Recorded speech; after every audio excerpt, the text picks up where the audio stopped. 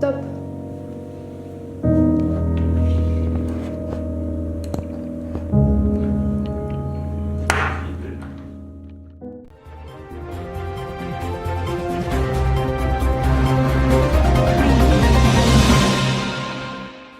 Bonjour, il est 18h et vous rejoignez Écobilan, le journal qui vous retrace les conditions sanitaires et écologiques de ces dernières semaines.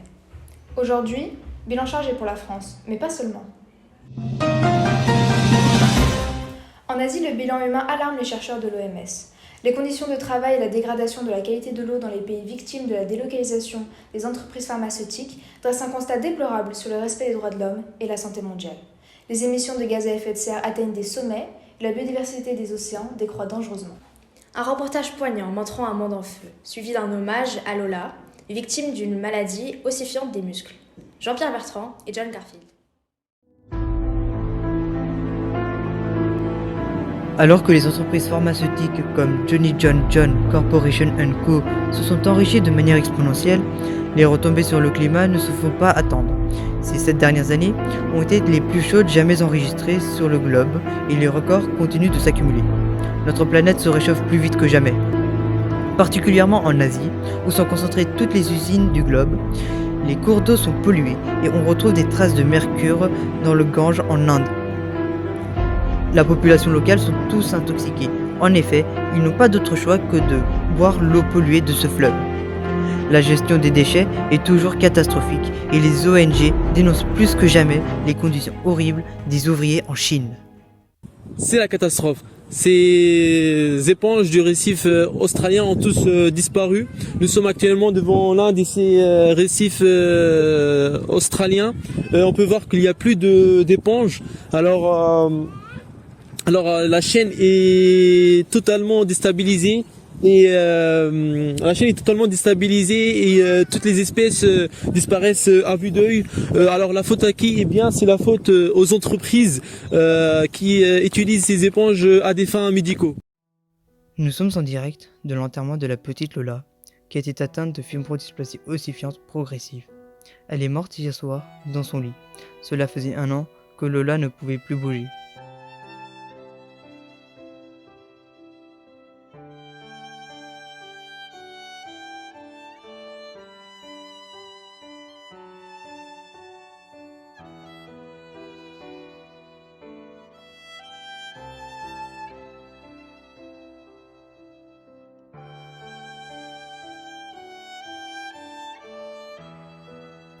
Le sort de Lola a touché tellement de monde que presque toute la ville est présente à son enterrement.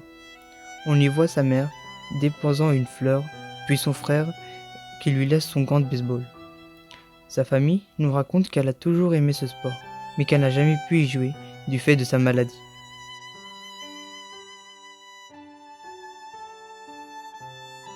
Enfin, sa marraine vient mettre la première poignée de terre. C'est un événement bouleversant, mais qui est habituel dans toutes les familles où les maladies orphelines sévissent.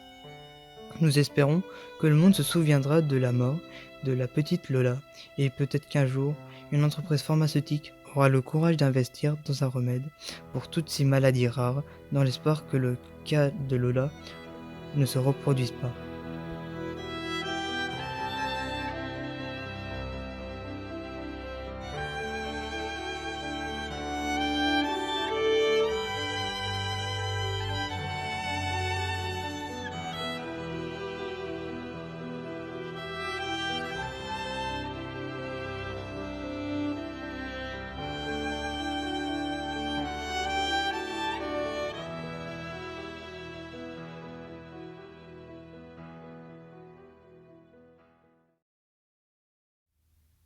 Vous avez fait des choix difficiles, n'est-ce pas? Vous ne vouliez que veiller à la santé, et vous voilà à devoir prendre en compte des considérations économiques, sociales et environnementales. Vos choix ont entraîné des conséquences, bonnes et mauvaises. Mais pourquoi cette fin est-elle si désastreuse? Vous aviez pourtant les meilleures intentions. Il semblerait que vos choix individuels n'aient pu réussir à rendre le monde meilleur. Ce n'est pas si facile de diriger une grande entreprise pharmaceutique dans un contexte pareil. Une seule petite entreprise noyée dans la masse d'un système déjà trop peu soucieux de l'environnement. Et ce, en pleine crise climatique. De quoi vous donner du fil à retordre. Quoi que vous fassiez, vous ne pourrez changer le monde.